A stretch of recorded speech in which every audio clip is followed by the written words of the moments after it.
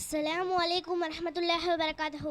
நஹ்மதுஹு ஸல்லல்லாஹு ரசூலே கரீம். அம்மா பாத். கண்ணியமிக்க பெரியோர்களே, நண்பர்களே, அல்லாஹ் தஆலா குர்ஆன் ஷரீஃபில் தன் பிரிய நபியை பார்த்து இவ்வாறு கூறினார்: நபியை நீங்கள் இவ்வாறு துவா செய்யுங்கள்: ஏன் ரட்சகா, எனக்கு கல்வி ஞானத்தை அதிகப்படுத்துவாயாக.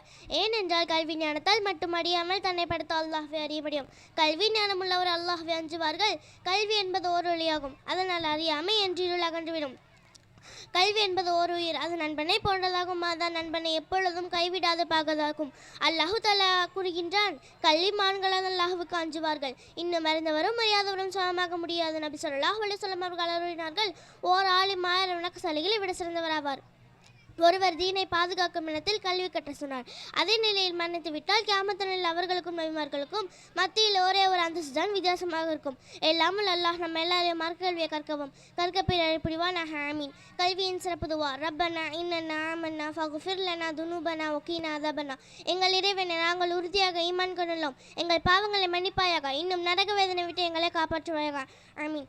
வாஹிர தஅவானா அனில் ஹம்துலில்லாஹி ரப்பில் ஆலமீன். அஸ்ஸலாமு அலைக்கும் வரஹ்மத்துல்லாஹி வபரகாத்துஹு.